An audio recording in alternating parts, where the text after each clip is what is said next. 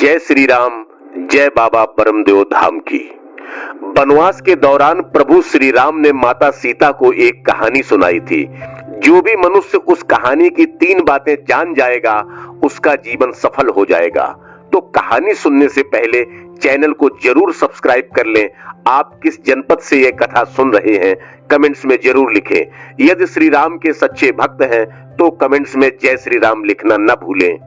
कहानी इस प्रकार है।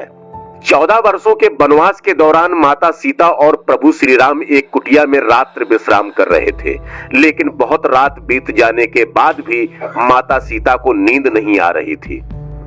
अचानक प्रभु की नींद खुली तो उन्होंने जानकी को जागते हुए पाया। उन्होंने इसका कारण पूछते हुए कहा, क्या बात है सीते, बहुत बेचैन लग रही हो। माता ने कहा, प्रभु मुझे आज नींद नहीं आ रही है, कृपया करके कोई ऐसी ज्ञानवर्धक कहानी सुना दीजिए जो मेरे जीवन में काम आ जाए। दोस्तों, भगवान श्री राम ने माता सीता से कहा, ठीक है, जो कहानी मैं तुम्हें सुनाने जा रहा हूं और जो भी मनुष्य मेरी यह कहानी सुन लेगा वह कभी भी जीवन में धोखा नहीं खा सकता और ना ही कभी पराजित हो सकता है। इसलिए इस कहानी को तुम ध्यान पूर्वक सुनना। फिर माता सीता श्री राम से कहती हैं कि हे प्रभु, आप कहानी सुनाना प्रारंभ कीजिए, मैं पूरे ध्यान पूर्वक कहानी सुनूंगी। तब भगवान श्री राम माता जानकी को यह कथा सुनाना प्रारंभ करते हैं।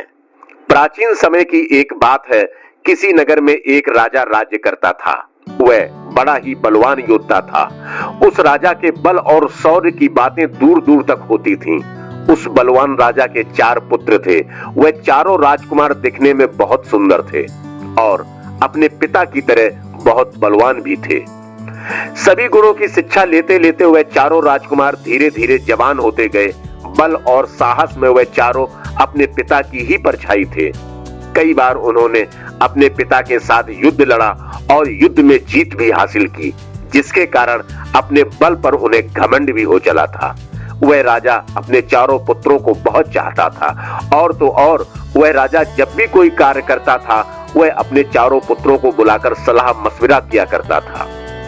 प्रभु ने कहा, जानकी, जिस घर में लोग अपने छोटों की भी राय और उनकी इच्छा अनिच्छा का ख्याल रखते हैं उनके घर में कभी आपस में लड़ाई झगड़ा नहीं होता और कभी कभी अपने उम्र से छोटे भी बहुत ज्ञान की बात बता दिया करते हैं। धीरे धीरे चारों राजकुमार बड़े हो गए तो चारों जंगल में शिकार करने के लिए जाने लगे।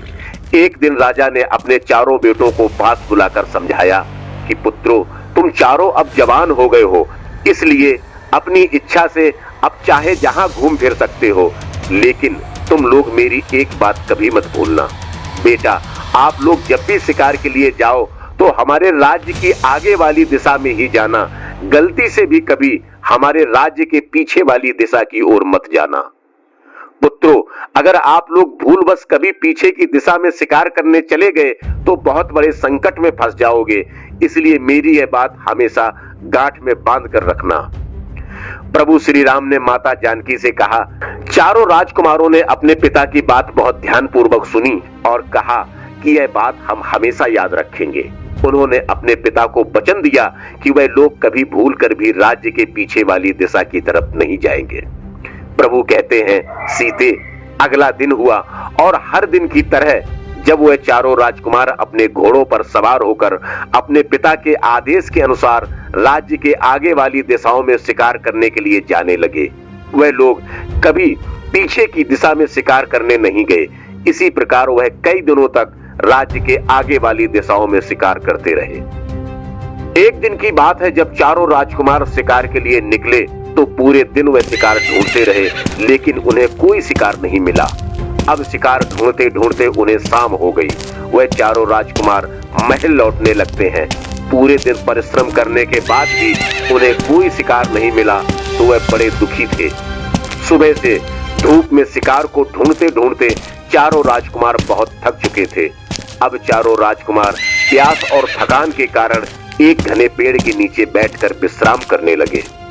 सबसे छोटा राजकुमार, जो स्वभाव से थोड़ा चंचल था, उसने अपने बड़े भाई से कहा, भैया, एक बात मुझे बहुत परेशान करती रहती है कि हमारे पिताजी ने हम लोगों को राज्य के आगे वाली दिशाओं में जाने के लिए तो आज्ञा दे रखी है, लेकिन राज्य के पीछे वाली दिशा में शिकार करने के लिए क्यों मना कर रखा है? आखिर क्या बात हो सकती है? पिताजी ने ऐसा क्यों कहा? हो न हो इसके पीछे कोई बड़ी बात होगी। हमें तो यह लगता है कि हमारे पिताजी ने आगे की दिशा के सभी राजाओं को परास्त कर रखा है, लेकिन राज्य के पीछे की दिशा वाले राजाओं से जरूर हार गए होंगे। इसीलिए उन्होंने हम लोगों को राज्य के पीछे की दिशा में जाने से मना किया है। बड़ा राजकुमार बोला, नहीं भाई, ऐसा नहीं हो सकता।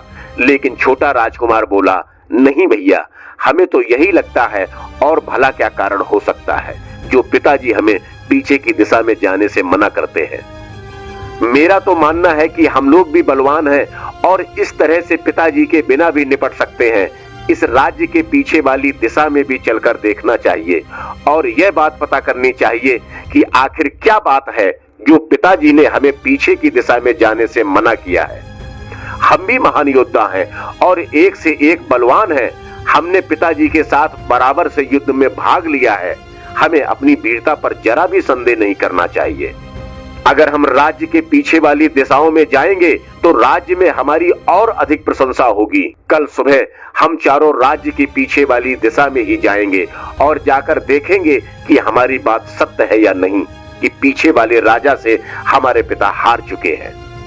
भगवान राम माता जानकी से आगे कहते हैं कि हे सीते, छोटे राजकुमार की बात सुनकर बड़े राजकुमारों को भी लगने लगा कि शायद हमारे पिता उस राजा से हार गए होंगे।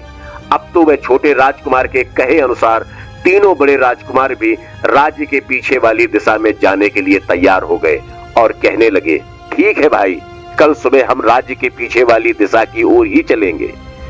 यह तय करके वह चारों राजकुमार महल लौट आते हैं और भोजन करके अपने कक्ष में आराम करने लगते हैं। अगला दिन होता है। सुबह नींद से जागकर चारों राजकुमार अपने अपने घोड़ों पर बैठकर शिकार करने के लिए निकल पड़ते हैं और जाते जाते उन्होंने अपने पिता से कहा, पिताजी, आज शिकार के लिए दूर से हमारे मित्र आ रहे हैं। हमें आज रात लौटने में कुछ देर हो जाए तो आप चिंता मत करना। राजा ने कहा, मेरे बलवान बेटो, आपकी जैसी इच्छा। हमें आप चारों की वीरता पर पूरा विश्वास है, फिर भी आप महल में जल्दी लौटने का प्रयास करना। भगवान बोले, हे सीते, अपने पिता से इतना कहकर वह चारों पुत्र शिकार करने के लिए निकल पड़ते हैं। आज वह चारों राज्य के आगे वाली दिशा में न जाकर पीछे वाली दिशा की ओर निकल पड़ते हैं। कुछ देर चलने के बाद वह अपने राज्य की सीमा से बाहर निकल गए। राज्य की सीमा से बाहर निकलने के बाद उन राजकुमारों ने अपने राजसी घोड़े वहीं छोड़ दिए और अपना भेष बदलकर आगे बढ़ गए। चारों राजकुमार जंगल के रास्ते से पैदल ही चलते जा रहे थे। कई घंटों तक पैदल चलने के बाद वह बहुत दूर निकलकर एक घने जंगल में जा पहुंचे। उस घने जंगल में दूर दूर तक कोई गांव नहीं दिख रहा था। धूप में पैदल चलते चलते उन चारों राजकुमारों को बहुत जोर की प्यास लगाई थी। अब चारों राजकुमार एक छायादार पेड़ के नीचे बैठकर आराम करने लगते हैं। उनकी प्यास अब बढ़ती जा रही थी और इधर धीरे धीरे सूरज भी ढल रहा था। देखते ही देखते जंगल में बहुत अंधेरा हो गया। तभी छोटा राजकुमार उस पेड़ के ऊपर चढ़कर बैठ जाता है। तो छोटे राजकुमार को उस जंगल में कुछ दूरी पर एक घर दिखाई देता है। कुछ दूरी पर एक कच्चा घर बना था और घर के बाहर आग भी जल रही थी।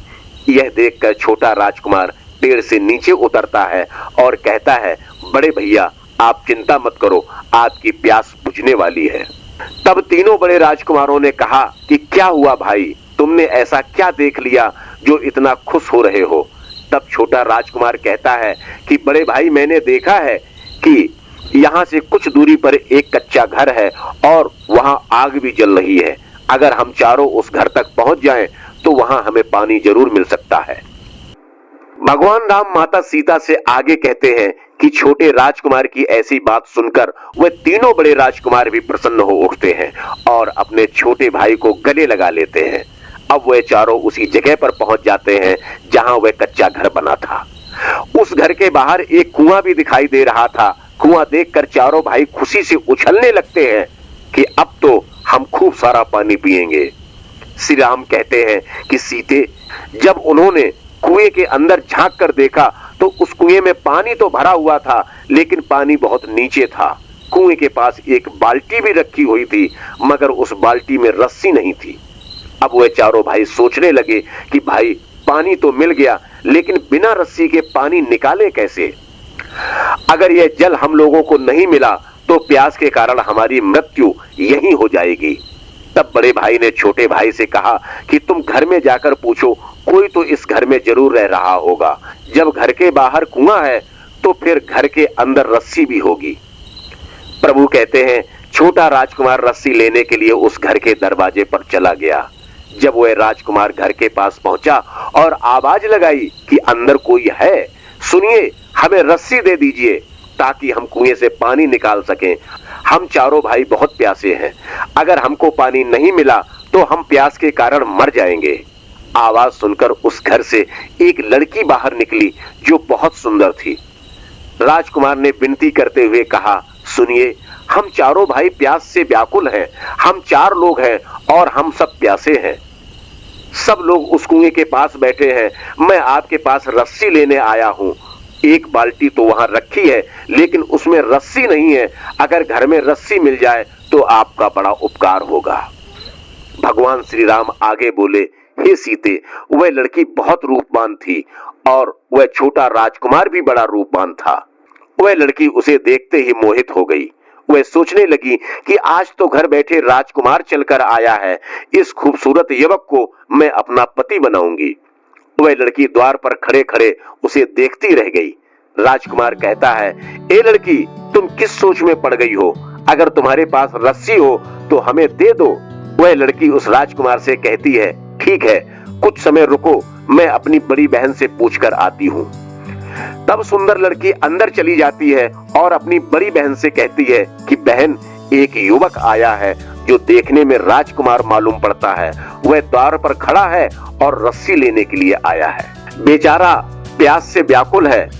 प्रभु आगे बोले, इतनी बात सुनकर उसकी बड़ी बहन भी द्वार पर पहुंच जाती है और उस राजकुमार को देखती है। तो राजकुमार कहता है कि हे देवी, आपके घर से यदि हमें रस्सी मिल जाए तो हमें कुएं से पानी निकालकर पीने में आसानी हो जाएगी। हम चारों भाई बहुत प्यासे हैं, आपका बड़ा उपकार होगा। कृपया हमें रस्सी दे दो। छोटे राजकुमार की बात सुनकर उसकी बड़ी बहन कहती है कि रस्सी तो आपको हमारे पास से मिल जाएगी, मगर आप लोगों को हमारी एक शर्त माननी पड़ेगी। अगर उस शर्त को आप लोगों ने पूरा कर दिया तो हम आपको रस्सी अवश्य दे देंगे, और रस्सी ही नहीं बल्कि हम स्वयं आपको पानी पिलाएंगे और हमारे घर में आराम करने के लिए आपको चारपाई मिलेगी। भगवान श्री राम माता जानकी से आगे बोले, हे सीते, छोटा राजकुमार कहता है, ठीक है, आप कुछ देर इंतजार करिए, मैं पहले अपने भाइयों से पूछ लेता हूँ, वह जैसा कहेंगे हम वैसा ही करेंगे।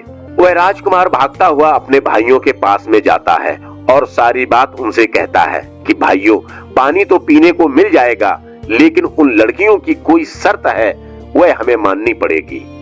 उन्होंने कहा, अगर आप हमारी शर्त मान लेते हो तो आपको प्यास बुझाने के लिए पानी भी मिलेगा, खाना भी मिलेगा और आराम करने के लिए चारपाई भी मिलेगी। चारों राजकुमार बहुत प्यासे थे। उन्हें उस समय कुछ भी सूझ नहीं पड़ रहा था। वह उस समय पानी पीकर सिर्फ अपनी जान बचाना ही सही समझ रहे थे। बड़े राजकुमार ने कहा, ठीक है भाई, हमें पानी पीने को मिल जाए तो हम उसकी कोई भी शर्त मानने को तैयार हैं।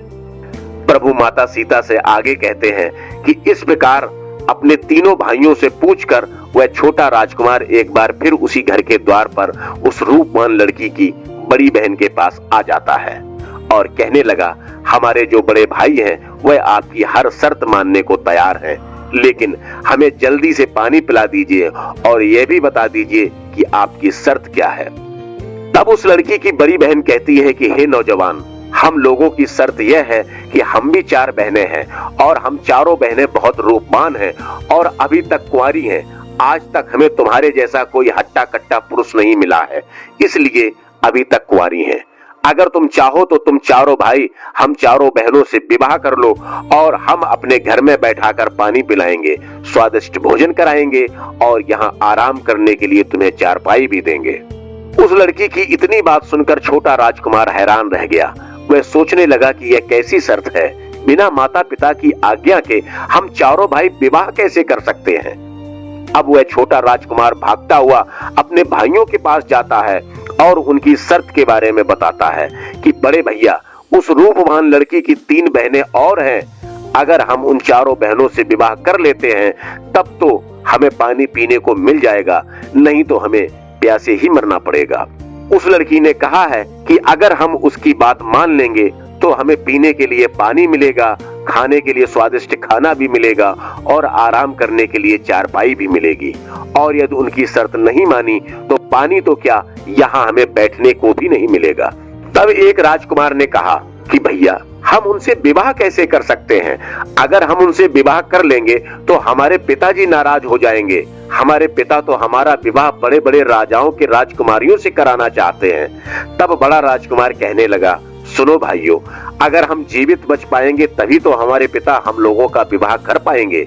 अगर आप लोग ये भूल गए हैं कि हम लोगों को जल्दी से पानी नहीं मिला तो हम वैसे भी मर जाएंगे।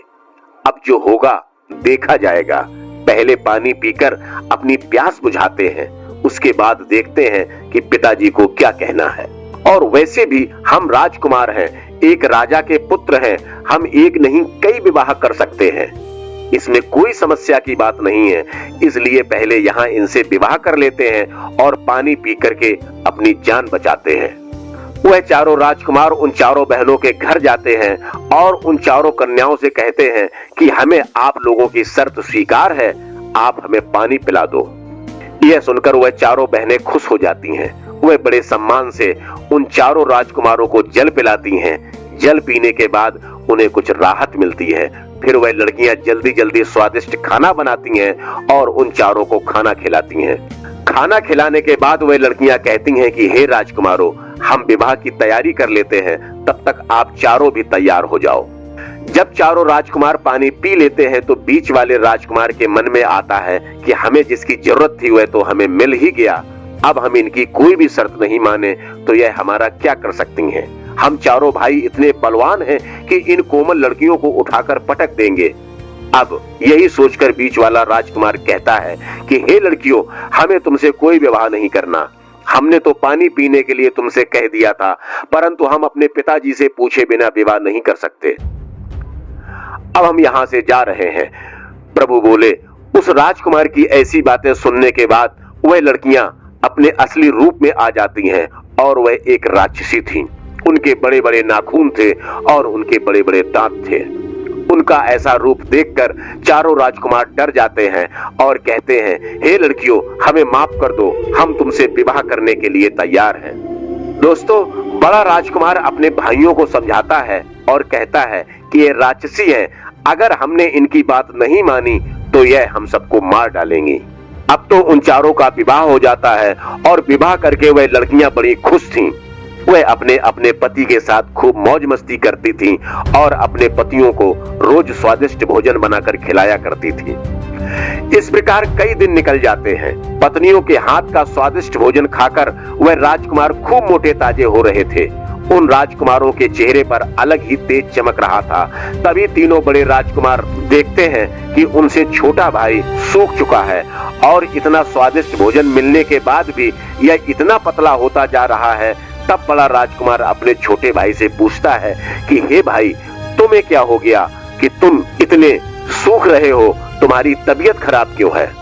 इतना स्वादिष्ट भोजन हमें यहाँ मिलता है लेकिन तुम उसके बाद भी सूखते जा रहे हो, क्या तुम्हें कोई दुख तकलीफ है। तब छोटा राजकुमार कहता है कि भैया, मेरी पत्नी मुझे प्रेम से खाना नहीं खिलाती है। मैं जब भी उसके साथ खाना खाने बैठता हूँ तो वह दूसरी ओर मुंह करके रोने लगती है और मैं भूखा रह जाता हूँ, इसलिए मैं इतना सूख चुका हूँ। मुझे समझ में नहीं आता है कि मेरी पत्नी क्यों रोती है, वह बताती भी नहीं। तब बड़ा राजकुमार कहता है कि भाई, जरूर कोई वजह होगी, तुम्हारी पत्नी क्यों रोती है, वह तुम्हें खाना खिलाते समय ही क्यों रोती है, इसका जरूर कोई कारण होगा। तुम्हें उससे पूछना चाहिए कि वह क्यों रोती है। तब वह छोटा राजकुमार कहता है कि भैया, मैंने उससे 1000 बार पूछा है परंतु वह मुझे नहीं बताती है कि वह क्यों रोती है। वह बस इतना बोल देती है कि मेरी आदत है रोने की, जब भी मेरा मन रोने को होता है तो मैं रोने लग जाती हूँ। वह ऐसे ही कोई न कोई बहाना बना देती है, परंतु वह बताती नहीं है कि मेरे खाना खाते समय वह क्यों रोती है। और मेरे सूख कर पतले होने का कारण यह भी है कि मुझे अपने घर की बहुत याद आती है। प्रभु बोले, हे जानकी। छोटा राजकुमार बोला, मुझे पिताजी और माताजी की बहुत याद आती है। बीच वाला राजकुमार कहता है कि भाई, मैं तुम्हें एक योजना बताता हूं। आज जब तुम खाना खाने बैठो तो तुम अपनी पत्नी से कहना कि जब तक तुम मुझे अपने रोने का कारण नहीं बताओगी, तब तक मैं भोजन नहीं करूंगा और भूखा ही मर जाऊंगा। तब छोटा राजकुमार कहता है कि अरे भाई, मुझे भूखा नहीं मरना है, वैसे ही मैं इतना पतला हो चुका हूं, अगर मैंने खाना नहीं खाया तो मैं सच में मर जाऊंगा। बड़ा राजकुमार कहता है, अरे मूर्ख, तुझे सच में भूखा नहीं मरना है, तुझे सिर्फ उसके सामने नाटक करना है और इस रहस्य को पता करना है कि तेरे खाना खाते समय वह क्यों रोती है। अब तो छोटे राजकुमार को बात समझ में आ जाती है और वह मन में विचार करता है कि आज रात ही मैं अपनी पत्नी के सामने ऐसा नाटक करूंगा। प्रभु कहते हैं कि जब धीरे धीरे रात हो जाती है और उसकी पत्नी अपने पति के लिए खाना लेकर अपने कमरे में आती है और वह छोटा राजकुमार खाना खाने लगता है, तभी उसकी पत्नी दूसरी ओर मुंह करके रोने लगती है। तब वह राजकुमार पूछता है कि हे प्रिय, तुम क्यों रो रही हो? जब भी मैं खाना खाता हूं तो तुम क्यों रोती हो? आज तो तुम्हें बताना ही होगा। तब उसकी पत्नी कहती है कि पिया, आप खाना खा लीजिए, मेरी तो आदत है, मेरा जब भी मन होता है मैं थोड़ा रो लेती हूँ। लेकिन वह छोटा राजकुमार समझ रहा था कि मेरी पत्नी मुझसे झूठ बोल रही है। तब वह कहता है, हे प्रिय, आज तो तुम्हें बताना ही होगा, तुम क्यों रोती हो? अगर तुमने नहीं बताया तो मैं भूखा ही मर जाऊंगा, मैं अन्न का एक दाना भी नहीं खाऊंगा। तब उस राजकुमार की पत्नी कहती है, अरे पिया जी, आप ऐसा मत करिए, आप मर जाएंगे तो फिर मेरा क्या होगा? मैं आपसे बहुत प्रेम करती हूँ, चलिए मैं अपने रोने का कारण आपको बता देती हूँ। अब तो वह राजकुमार की पत्नी उसे अपने रोने का कारण बताने लगी। वह कहती है कि पिया जी, मेरे रोने का कारण यह है कि मेरी जो बहनें हैं वह एक राक्षसी हैं और मैं भी एक राक्षसी हूँ। मेरी बहनें रोज जंगल में जाती हैं और अपने खाने के लिए मांस लेकर आती हैं। अलग अलग जानवरों का मांस वह रोज खाती हैं और जीवित रहती हैं। हे पिया जी, मैं इस बात को लेकर चिंतित हूँ कि जिस दिन उन्हें जंगल में किसी जानवर का मांस नहीं मिलेगा, उस दिन वह आपके भाइयों को खा जाएंगे और आपके तीनों भाई मारे जाएंगे। आप अपने भाइयों से बहुत प्रेम करते हैं, तो यह देखकर आपको बहुत बुरा लगेगा और हो सकता है कि उसके कारण आप मुझसे प्रेम करना छोड़ देंगे। मैं आपके साथ कभी ऐसा नहीं करूंगी, क्योंकि मैं आपसे बहुत प्यार करती हूँ, परंतु मेरी जो तीनों बहनें हैं वह किसी से सच्चा प्यार नहीं करती। उन्हें जिस दिन अपनी भूख मिटाने के लिए कुछ और नहीं मिलेगा तो वह अपने पति को खा जाएंगी।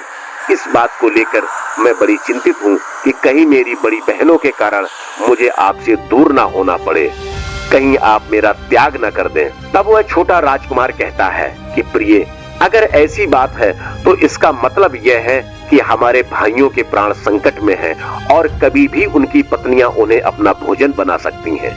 क्या तुम्हारी बहनों से बचने का कोई रास्ता नहीं है? तब उसकी पत्नी कहती है कि पिया जी, मैं आपको और आपके भाइयों को मेरी बहनों से बचा सकती हूँ, परंतु मेरी एक शर्त है और आप चारों भाइयों को मेरी शर्त माननी होगी। अगर आप मेरी शर्त मान जाते हैं तो मैं आप चारों राजकुमारों को अपनी बहनों के हाथों मरने से बचा लूंगी। अब अपनी पत्नी की बात सुनने के बाद वह छोटा राजकुमार कहता है कि प्रिय, मैं अपने तीनों भाइयों से पूछ कर आता हूँ, अगर वह तुम्हारी शर्त मानने के लिए तैयार होंगे तो मैं आकर तुम्हें बताऊंगा।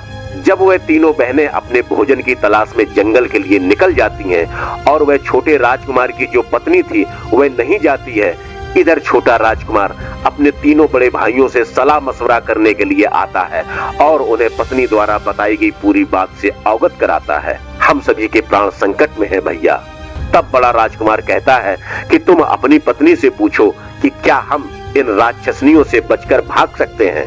तब वह छोटा राजकुमार कहता है कि मैंने अपनी पत्नी से पूछ लिया है, उसने बताया है कि वह हमें मरने से बचा लेगी, परंतु उसकी एक शर्त है। जब छोटे राजकुमार ने अपने तीनों भाइयों को उस छोटी राक्षस बहन की शर्त बताई, तब बीच वाला राजकुमार कहता है कि अरे भाई, तू उस दिन की शर्त लेकर आया था और तेरी उस शर्त के कारण ही आज हम इतनी बड़ी मुसीबत में फंस गए हैं। अब आज फिर तू शर्त लेकर आया है, जाकर अपनी पत्नी से कह दे कि हम उसकी कोई शर्त नहीं मानेंगे। तब बड़ा राजकुमार कहता है, अरे भाई, यह समय आपस में लड़ाई झगड़ा करने का नहीं है।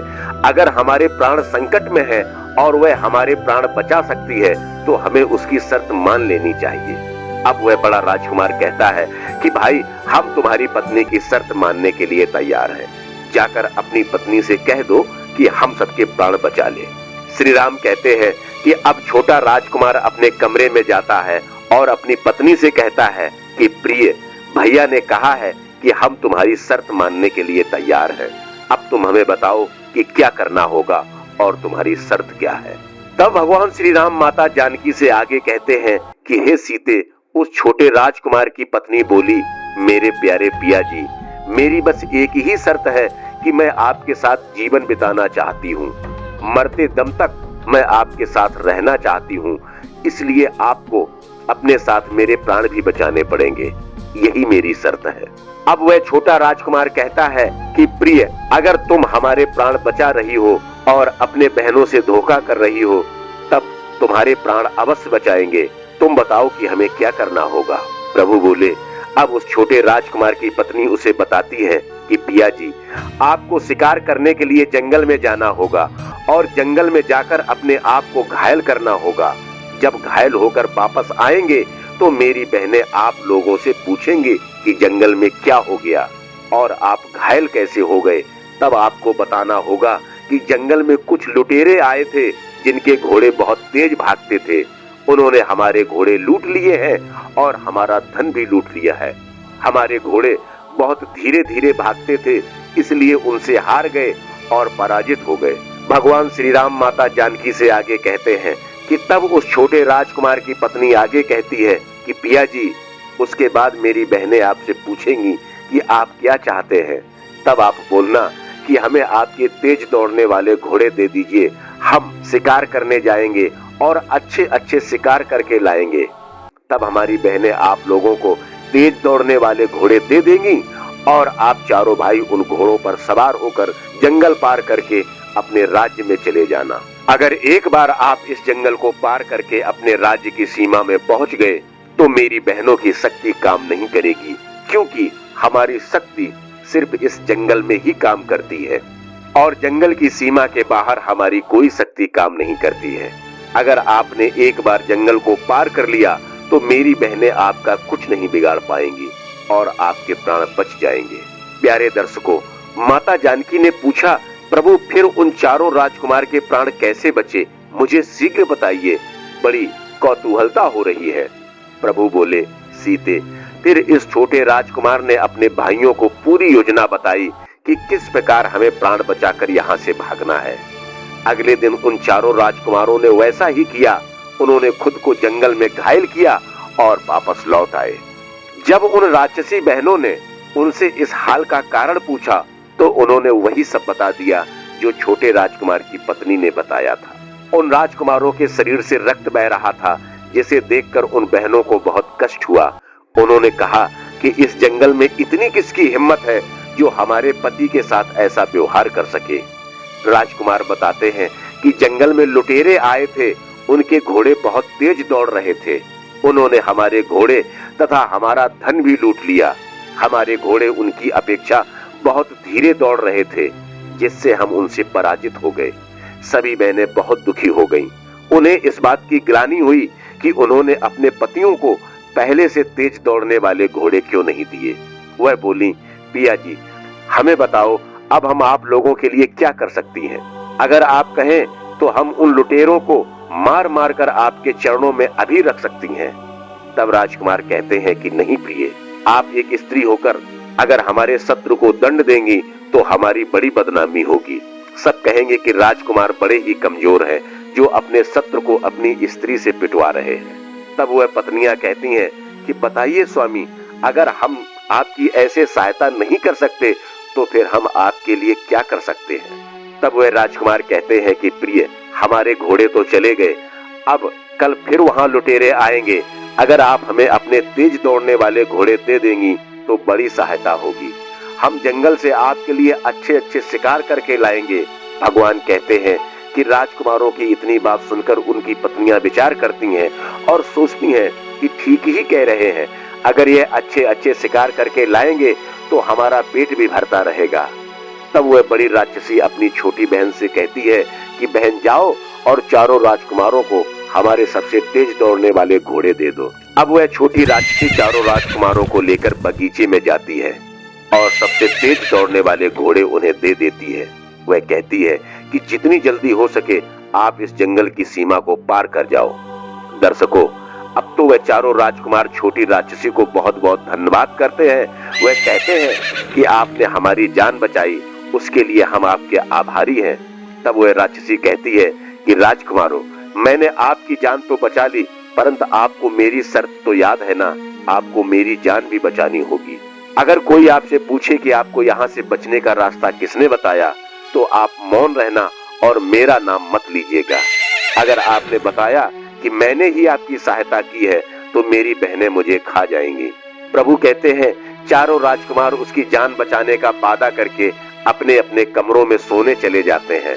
वह सभी इस बात को सोचकर बड़े प्रसन्न थे कि कल हम अपने इस नर्क की ऐसी जिंदगी से मुक्त होकर अपने राज्य पहुंचेंगे, अपने पिताजी से मिलेंगे। अगला दिन होता है। वह चारों राजकुमार तेज दौड़ने वाले घोड़े लेकर शिकार पर निकल पड़ते हैं। इधर तीनों राक्षसी को नहीं पता था कि हमारे पति अब वापस नहीं आने वाले। वह चारों राजकुमार अपने घोड़े तेजी से भगाते हुए शाम तक जंगल की सीमा पार कर जाते हैं। इधर शाम के समय जब राक्षसी देखती है कि अंधेरा हो गया है परंतु हमारे पति अभी तक नहीं आए हैं, तो वह अपनी छोटी बहन से कहती है जाओ और देखकर आओ कि वह चारों राजकुमार कहाँ हैं। दर्शकों, छोटी राक्षसी को तो पता ही था कि वह चारों यहाँ से भाग चुके हैं और अब तक जंगल की सीमा पार कर गए होंगे।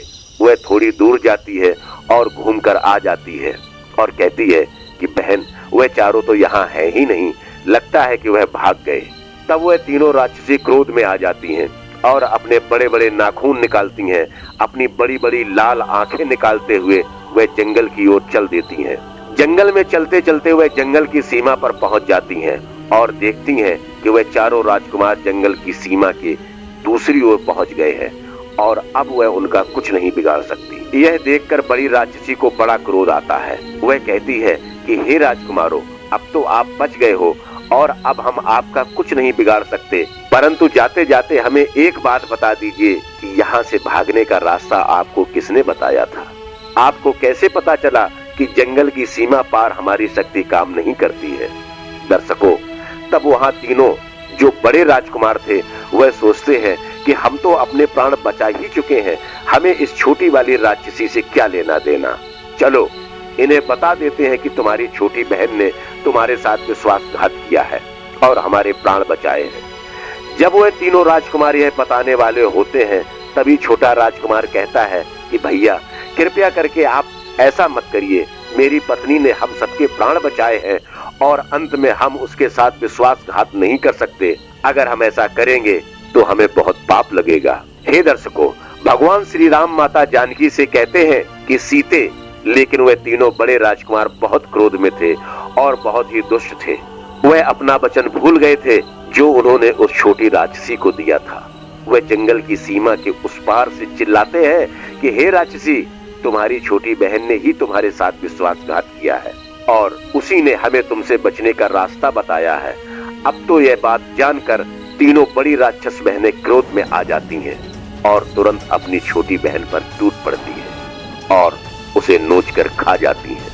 यह देखकर वह छोटा राजकुमार बहुत दुखी होता है और रोने लगता है। वह कहता है कि भैया, आपने ऐसा क्यों किया? इसने हमारे प्राण बचाए थे, आपको ऐसा नहीं करना चाहिए था। तब बड़े राजकुमार कहते हैं कि अरे मूर्ख, इससे हमारा कोई लेना देना नहीं है, यह राक्षसी थी, तू इससे इतना प्रेम क्यों करने लगा है? तू हमारे राज्य में चल, पिताजी बहुत सुंदर राजकुमारी से तेरा विवाह कराएंगे। प्रभु कहते हैं हे जानकी, वह तीनों राजकुमार अपने राजमहल के लिए चल देते हैं और इधर वहां तीनों राक्षसी भी अपनी छोटी बहन को मारकर उसकी हड्डियों को फेंककर अपने घर वापस चली जाती हैं। राक्षसों को वापस लौटा देखकर वह छोटा राजकुमार जंगल की सीमा पार करके अपनी पत्नी के पास जाता है और हड्डियों को पकड़कर रोने लगता है। दर्शकों, उसकी आत्मा को बड़ा दुख हो रहा था। वह सोच रहा था कि मैं अपनी पत्नी से बड़ा प्रेम करता था, परंतु मेरे भाइयों के कारण आज मेरी पत्नी मृत्यु को प्राप्त हो गई। प्रभु कहते हैं, हे सीते, अब मैं तुम्हें वह 3 बातें बताता हूँ। जो मनुष्य इन 3 बातों को याद रखेगा वह कभी अपने जीवन में धोखा नहीं खा सकता और ना ही कभी पराजित हो सकता है। मनुष्य को याद रखना चाहिए कि यह 4 लोग धोखा अवश्य देते हैं। प्रभु ने कहा, हे सीते, स्वार्थी मनुष्य पर कभी भरोसा नहीं करना चाहिए। एक स्वार्थी व्यक्ति अपना काम निकल जाने के बाद आपको धोखा अवश्य देगा। जैसे कि बड़े वाले राजकुमार को ही देख लो, उसने एक राक्षसी होकर भी अपने पति की जान बचाई और बदले में उसे क्या मिला? मौत। हे सीते, कोई मनुष्य इतना स्वार्थी कैसे हो सकता है कि जिसने उसकी जान बचाई वह उसे ही अपने स्वार्थ पूर्ति के बाद धोखा दिया? हे सीते, इसलिए इन 4 लोगों पर कभी भरोसा नहीं करना चाहिए। नंबर 1, किसी जंगली जानवर पर।